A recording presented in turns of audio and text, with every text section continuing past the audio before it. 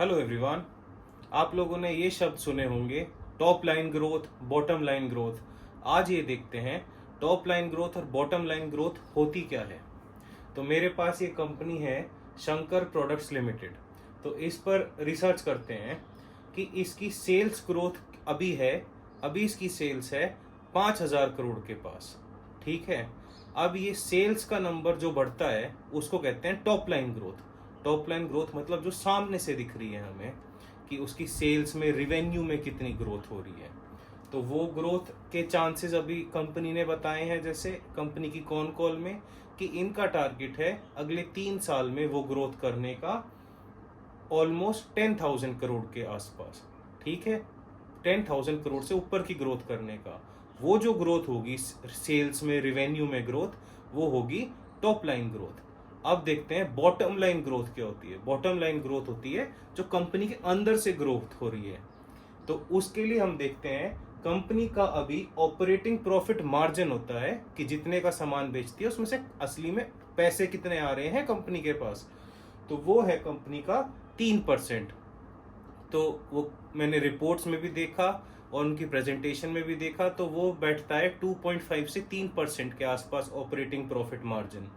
तो अब ये कंपनी क्या कर रही है, अब कंपनी इसको बढ़ाएगी कैसे। अभी ये स्टील सेगमेंट में ज्यादा है, स्टील ट्यूब्स में। स्टील वगैरह कौन खरीदते हैं? इन्फ्लुएंसर्स, बड़े बड़े बिल्डर। तो बड़े बड़े बिल्डर अब इतने ऑपरेटिंग प्रॉफिट मार्जिन ले नहीं सकते उनसे उनसे तो ऑपरेटिंग प्रॉफिट मार्जिन मिलता है स्टील में 1.5 से 2% का। बाकी ये सामान बेचते हैं जो कंज्यूमर सेगमेंट में हो गए, बाकी इनके सेरामिक्स हैं, इनके टाइल्स वगैरह बिकते हैं, तो उसमें इनका प्रॉफिट मार्जिन थोड़ा ज़्यादा आता है, 5 से 6%। इसलिए इनका 3% के आसपास रहता है ऑपरेटिंग प्रॉफिट मार्जिन।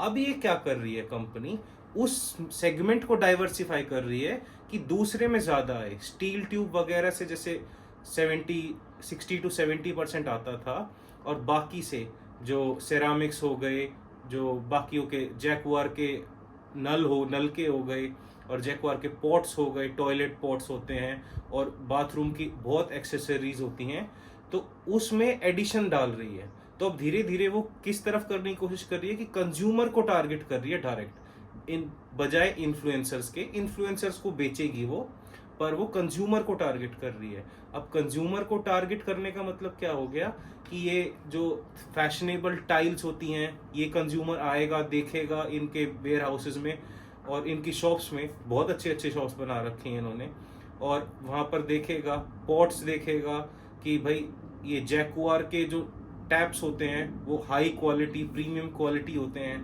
तो उनमें इनका मार्जिन ऑलमोस्ट बढ़ जाएगा 10% के आसपास। तो ये देखा जाए तो अब कंपनी क्या करेगी, जो 10,000 करोड़ का रिवेन्यू चाहती है कंपनी, तो उस रिवेन्यू को पाने के लिए वो अपना वो सेगमेंट बढ़ा रही है जिसमें उनका ऑपरेटिंग प्रॉफिट मार्जिन ज्यादा है, जिसमें उनका ऑपरेटिंग प्रॉफिट मार्जिन कम 10% भी पहुंच जाता है। तो 50% तो जो चल रहा है उनका स्टील ट्यूब, स्टील पाइप्स, वो रहेगा, तो वो तो 1.5 से 2% ही देगा, बाद में भी अगले 3 साल में भी ज़्यादा से ज़्यादा 2.5% पहुंच जाएगा। ठीक है, पर जो बाकी सेगमेंट बढ़ेगा नेक्स्ट 50%, वो पहुंच जाएगा आपका 6 से 7% से भी ऊपर, ऑलमोस्ट 10% भी मिलेगा कुछ कुछ सेगमेंट में। ठीक है, जो लग्जरी सेगमेंट होते हैं उसमें प्रॉफिट मार्जिन ज़्यादा होता है।